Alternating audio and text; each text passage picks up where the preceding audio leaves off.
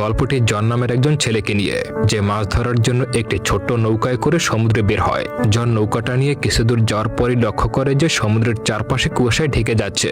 কুয়াশা এত ঘন ছিল যে সে কিছুই দেখতে পারছিল না। দীর্ঘ সময় এই কুয়াশার মধ্যেই একই অবস্থায় আটকে থাকে। হঠাৎই জন তার থেকে কিছুটা দূরে বড় একটা জাহাজ দেখতে পায়। অদ্ভুত ব্যাপার হলো, এত বড় জাহাজে কোনো মানুষ ছিল না। এটা দেখে তার মনে কৌতূহল জাগে এবং সেই জাহাজে যেতে চায়। জন তার ছোট্ট নৌকাটি জাহাজের সঙ্গে শক্ত করে বেঁধে বড় জাহাজটিতে উঠে পড়ে। জাহাজের ভিতরে ঢুকে জন অবাক হয়ে যায়, কারণ সবকিছু স্বাভাবিক মনে হলেও সেখানে কোনো মানুষ ছিল না। আরো অবাক করা বিষয় হলো, মানুষ না থাকলেও সেখানে তাজা খাবার মজুদ ছিল। মানুষের উপস্থিতির সব প্রমাণ থাকা সত্ত্বেও কোনো মানুষ সেখানে ছিল না। জন যখন জাহাজটি চালু করার জন্য ইঞ্জিন অন করে, তখন সে জানতে পারে যে ইঞ্জিনটি নষ্ট হয়ে গেছে। এত বড় জাহাজ, তার ইঞ্জিন নষ্ট, তাহলে এটি কিভাবে গভীর সমুদ্রে এলো তা ভেবেই জন আরো অবাক হয়ে যায়। তাই জন দূরবীন হাতে নিয়ে জাহাজের ভিতরে ও চারপাশে একটা তদন্তের জন্য বেরিয়ে পড়ে।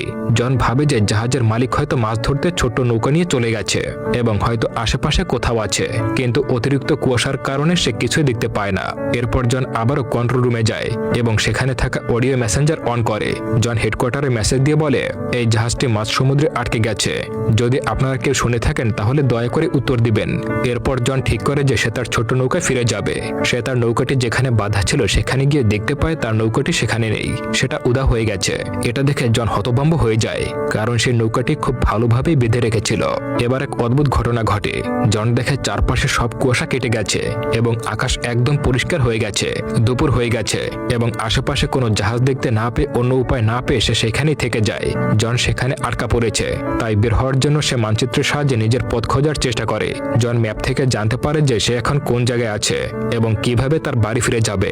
কিন্তু সবচেয়ে বড় সমস্যা হলো জাহাজের ইঞ্জিনটা নষ্ট। তাই নিজের জীবন বাঁচিয়ে বাড়ি ফিরতে হলে তাকে আগে ইঞ্জিনটা ঠিক করতে হবে। এরপর জন জাহাজের ইঞ্জিন ঠিক করার জন্য চেষ্টা করতে থাকে। অনেক চেষ্টার পর এক পর্যায়ে জাহাজের ইঞ্জিনটা চালু হয়ে যায়। এত কষ্টের পর বাড়ি ফেরার একটি রাস্তা, অর্থাৎ জাহাজটি চালু হয়ে যায়। জনের জন্য অনেক বড় একটি সফলতা ছিল। যেহেতু জাহাজটি আবারও চালু হয়ে গেছে, তাই জন জাহাজটিকে যেখানে ইচ্ছা সেখানে নিয়ে যেতে পারে। কিন্তু এখানে একটা বড় সমস্যা এসে পড়ে। জন পথে খুঁজে পায় না, তাই সে আবারও কন্ট্রোল রুমে যায় এবং হেডকোয়ার্টারে পুনরায় যোগাযোগ করার চেষ্টা করে, কিন্তু কোনো সাড়া শব্দ পাচ্ছিল না। এতে জন হতাশ হয়ে উপরে চলে আসে। উপরে আসার পর জনের শৌচাগারে যাওয়ার প্রয়োজন হয়। জন আশেপাশে তাকিয়ে কোনো শৌচাগার দেখতে পায় না, তাই সে সেখানে দাঁড়িয়ে প্রাকৃতিক কাজটি সারতে চায়। জন যখন এমন করছিল, তখন হঠাৎ করে কেউ একজন তার পেছন থেকে ধাক্কা মেরে ফেলে দেয়। কিন্তু জন অল্পের জন্য পানিতে পড়তে পড়তে বেঁচে যায়, কারণ সে জাহাজের রেলিংটা ধরে ফেলেছিল। সেখানে বাতাসের চাপ ছিল প্রচন্ড। জন কোনো রকমের ভাবে অনেক কষ্টে উঠতে সক্ষম হয়। জন ভয় না পেয়ে অনেক আত্মবিশ্বাসের সাথে ধীরে ধীরে অনেক চেষ্টা করে, যার কারণে এবারও সে মরতে মরতে বেঁচে যায়। এই ঘটনার কারণে জনের শৌচাগারের কাজটি হয় না, তাই জন ভেতরে গিয়ে শৌচাগারে যায়। জন ওয়াশরুমে ঢোকার সাথে সাথেই হঠাৎ করেই কেউ একজন সেই শৌচাগারের দরজাটা বন্ধ করে দেয়। যার আওয়াজ শুনে পেছনে তাকালেও জন তেমন কোনো গুরুত্ব দেয় না। সে ভাবে হয়তো বাতাসের চাপে এভাবে বন্ধ হয়ে গেছে। জনের কাজ শেষ হলে সে যখন বাইরে বেরোতে যাবে, তখন দেখতে পায় দরজাটি বাইরে থেকে তালা দেওয়া। জন সেই দরজাটি খোলার জন্য অনেক কৌশল খাটাতে শুরু করে। জনের পকেটে একটি মুদ্রা ছিল, সেটা দিয়ে সেই দরজাটা খোলার চেষ্টা করে, কিন্তু সেই কৌশলটিও কোনো কাজে আসে না। কোনো কিছুতেই জন আর দরজাটা খুলতে পারছিল না। জনের বারবার মনে হতে থাকে যে এই জাহাজে কেউ একজন ছিল, যে কিনা জনের সঙ্গে এই একই খেলা খেলছে এবং তাকে মানসিকভাবে নির্যাতন করছে। জন চিৎকার করে বলতে থাকে, দরজা খুলে দাও, আমি এখানে কোনো কিছু চুরি করার উদ্দেশ্যে আসিনি, আমাকে বিশ্বাস করো। আমি শুধু এই জাহাজে কেউ আছে কিনা সেটা দেখার জন্য এসেছিলাম। কিন্তু এত কিছু বলার পরেও বাইরে থেকে কেউ জনের কোনো কথার জবাব দেয় না, তাই যা করার তা জনকেই করতে হবে। জন সেখানে একটা ক্যাবিন খুঁজে পায় এবং সেই ক্যাবিনটি খুলতেই দেখতে পায় তার ভেতরে রক্ত লেগে আছে। কিন্তু জন এটা দেখেও তেমন কোনো গুরুত্ব দেয় না। সেই ক্যাবিনে থাকা একটি কাঁচি বের করে আবারও সে দরজাটা খোলার চেষ্টা করতে থাকে, কিন্তু আবারও অনেক চেষ্টা করেও জন দরজাটি খুলতে পারে না। অন্যদিকে জাহাজটি অনবরত চলতে থাকে। এতে করে জন পুরোপুরি অতিষ্ঠ হয়ে যায়। হঠাৎ করে জনের চোখ যায় ওয়াশরুমের জানালার দিকে, যেখানে গিয়ে বাইরে তাকিয়ে জন দেখতে পায় দূরে একটি মালবাহী জাহাজ এদিকেই আসছে, যার গতি ছিল একদম জাহাজের দিকেই। এটা দেখে জন বুঝে যায় যদি ওই জাহাজটি এভাবেই তার জাহাজের দিকে আসতে থাকে, তাহলে এই জাহাজটি পুরোপুরি ধ্বংস হয়ে যাবে, আর এমনটা হলে সে নিজেও মারা যাবে। তাই জন নিজের জীবন বাঁচানোর জন্য মালবাহী সেই জাহাজের উদ্দেশ্যে কোনো একটা সংকেত পাঠাতে চায়, কিন্তু সে এখানে আটকে গেছে। কিভাবে সংকেত পাঠাবে? তবুও জন একটা উপায় বের করে এবং তার গায়ে থাকা টি শার্টটা খুলে হাত দিয়ে মালবাহী সেই জাহাজটিকে সংকেত দিতে থাকে, কিন্তু এতেও জাহাজের কেউ জনকে দেখতে পায় না। জাহাজটি আরো সামনের দিকে এগিয়ে আসতে থাকে। এখন যে কোনো ভাবেই হোক না কেন জনকে নিজের জীবন বাঁচাতেই হবে। নিজেকে বাঁচাতে হলে জনকে জনকে ওই জাহাজটি যে কোনো উপায় থামানো অত্যন্ত প্রয়োজন। জাহাজটিকে থামাতে না পারলে তার জাহাজটিকে ধ্বংস করে দেবে। হঠাৎ জন সেই জানালার উপর দিয়ে একটা দড়ি দেখতে পায় এবং তার মাথায় একটা বুদ্ধি আসে। জন জাহাজটিকে থামানোর জন্য সেই দড়িটা বাইরে ছুঁড়ে মারে যাতে করে জাহাজটিকে আটকানো যায়, কিন্তু সেখানে জনের সাথে একটা দুর্ঘটনা ঘটে যায়। সেই দড়িটা দুর্ভাগ্যবশত জাহাজের পাখার সঙ্গে গিয়ে জড়িয়ে যায় এবং সেই দড়ির বাকি অংশ জনের গলায় আটকে যায়, যার কারণে জনের গলা প্রায় চেপেই আসছিল এবং সে প্রায় আধমরা হয়ে যাচ্ছিল। কিন্তু অনেক কষ্টে জন অন্য আরেকটা যন্ত্রের সাহায্যে সেই দড়িটা থেকে নিজের গলা বের করে আনে এবং এই চাপের কারণে জনের গলা লাল হয়ে যায়। প্রায় মরতে মরতে আবারও জন বেঁচে যায়। যদিও জন দড়ি থেকে বের হয়ে নিজে বেঁচে গেছে, কিন্তু দড়ির অংশ জাহাজের পাখায় পেঁচে যাওয়ার কারণে জাহাজটা আর চলে না, সেখানেই আটকে যায়। এত কিছু করার পরেও কিছুই হয় না। সেই মালবাহী জাহাজটার সঙ্গে জনের জাহাজের ধাক্কা লেগে যায়। এতে জাহাজের অবস্থা আরো বেশি খারাপ হয়ে যায় এবং যার মাথায় আঘাত পেয়ে সেখানেই জ্ঞান হারায়। কিছুক্ষণ পর তার জ্ঞান ফিরে আসে এবং দেখতে পায় শৌচাগারে পানি ঢুকেছে। জন দেখে যে এটা সমুদ্রের কোনো নোংরা পানি নয়, বরং পরিষ্কার পানি, যেটা দেখে মনে হচ্ছে কেউ একজন আছে যে জনকে ভয় দেখাতে বা মারার জন্য এসব ইচ্ছে করেই করছে। যা দেখে জন আবারও চিৎকার করে বলতে থাকে, যেই হও না কেন আমাকে সাহায্য করো। জন বারবার এভাবেই বলতে থাকে, কিন্তু তারপরেও কেউ তার কথা সাড়া দিচ্ছিল না। অনেক সময় পার হয়ে গিয়েছিল এবং জনের আবার অনেক ক্ষুধা ও তৃষ্ণা লেগে যায়। এত চেষ্টার পর জনের শরীর অনেক দুর্বল হয়ে পড়ে। এবার কোনো উপায় না পেয়ে জন সেই শৌচাগারের পানির ট্যাপ থেকে পানি ছেড়ে খায়, কিন্তু জন দেখতে পায় সেখানকার পানি শেষ হয়ে গেছে। এরপর সে মেঝেতে থাকা সেই পানি পান করতে চাইলে সে লক্ষ্য করে সেই পানি সব লবণাক্ত, অর্থাৎ এইগুলো সমুদ্রের পানি। এবার জন বোঝা যায় এই জাহাজে কোনো ছিদ্র হয়ে গিয়েছিল, যা দিয়ে এত পানি ভিতরে ঢুকেছে, আর এভাবে ঢুকতে থাকলে আস্তে আস্তে জাহাজটা ডুবে যাবে। এসব ভেবে জন এবার দরজা খোলার জন্য চেষ্টা করতে থাকে। দরজাটা এমন ভাবে নক করা হয়েছে যেন কেউ বাইরে থেকে তালা মেরে দিয়েছে। এভাবে দুপুর থেকে রাত নেমে আসে, আর তখনই এই জাহাজের উপরের দৃশ্য দেখানো হয়, যেটা দেখে মনে হচ্ছে অদৃশ্য কেউ জাহাজটিকে চালাচ্ছে, আর এর মানে দাঁড়ায় জাহাজটিতে কোনো শয়তানি শক্তি আছে। অন্যদিকে পানি ভর্তি হয়ে একদম উপরে উঠতে শুরু করে।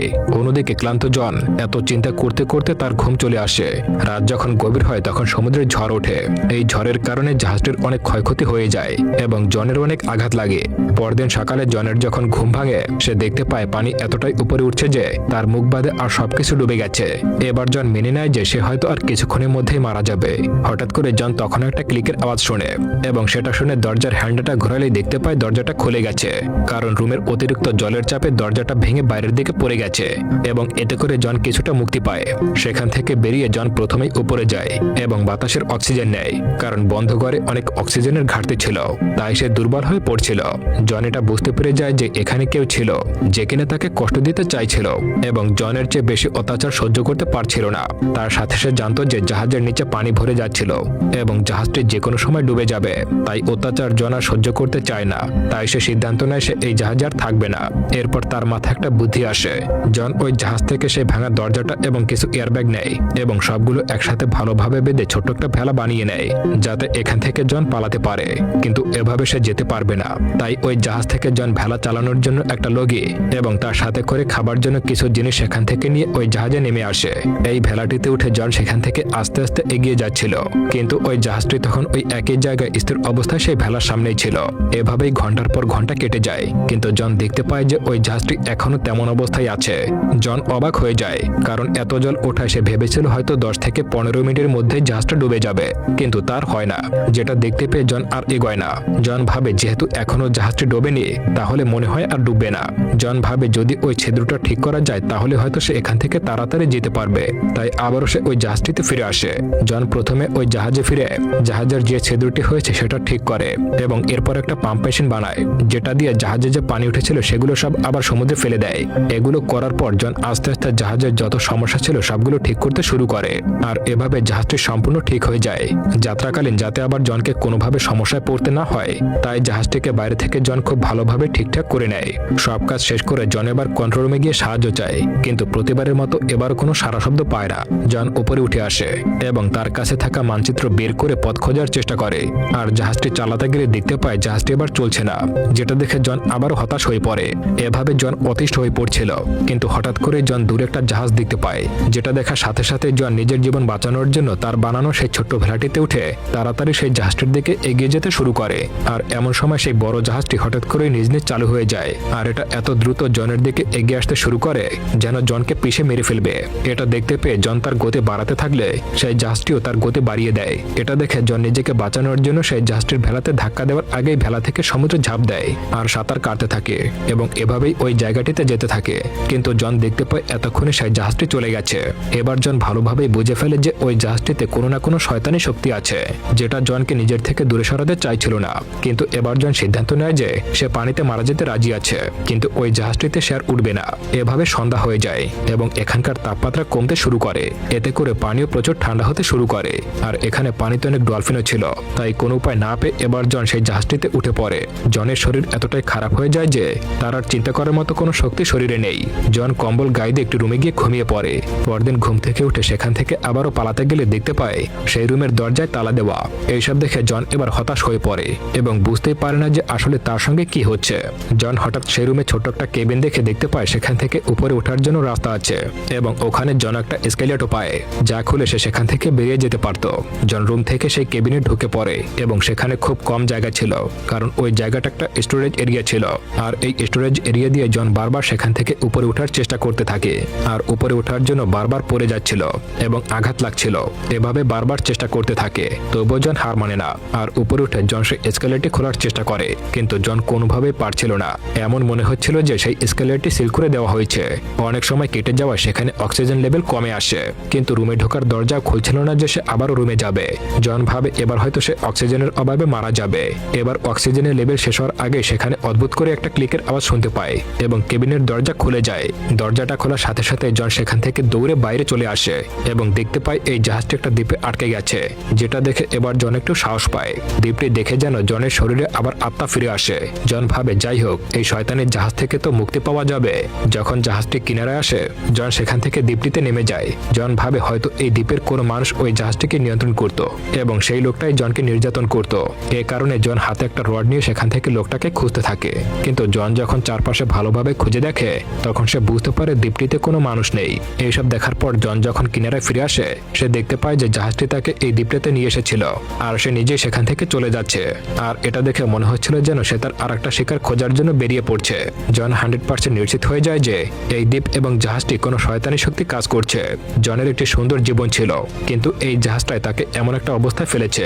জন সব জায়গায় খুঁজতে খুঁজতে ওই দ্বীপের সবচেয়ে উঁচু জায়গায় চলে আসে এবং সেখান থেকে জন পাশের আরেকটা দ্বীপ দেখতে পায় এবং দেখার চেষ্টা করে সেখানে কেউ আছে কিনা, কিন্তু জন কিছুই দেখতে পায় না। আবারও জন হতাশ হয়ে দ্বীপটিতে ঘুরতে থাকে এবং এক পর্যায়ে সে দেখতে পায় সেই জায়গায় চলে এসেছে যেখান থেকে সে তার যাত্রাটা শুরু করেছিল।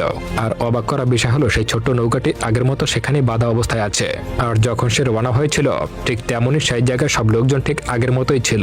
মনে হচ্ছিল যেন কিছুই হয়নি। এটা দেখতে পেয়ে জন ভাবতে থাকে এগুলো কি তার দুঃস্বপ্ন ছিল, কিন্তু এই ঘটনাগুলো তো বাস্তবে ঘটেছিল। তাহলে তার এই নৌকাটিকে কে এখানে নিয়ে আসলো আর এই দ্বীপের রহস্যই বাকি। আর জনের সঙ্গে ঘটে যাওয়া এইসব ঘটনাগুলো যে ঘটে গেল তার পেছনেই বাকি আছে, এইসব না জানাই থেকে যায়। আর এসব রহস্য নিয়েই মুভিটা এখানেই শেষ হয়ে যায়। তো বন্ধুরা, আপনাদের কি মনে হয়, আসলে কি এই ঘটনার পেছনে কোনো শয়তানি শক্তি আছে নাকি অন্য কিছু? আপনাদের মতামত কমেন্ট করে জানাবেন। এখন থেকে ভিন্ন ধরনের মুভি দেওয়ার চেষ্টা করব। আপনারা কি ভিন্ন ধরনের মুভি দেখতে পছন্দ করেন সেটা অবশ্যই কমেন্ট করে জানাবেন।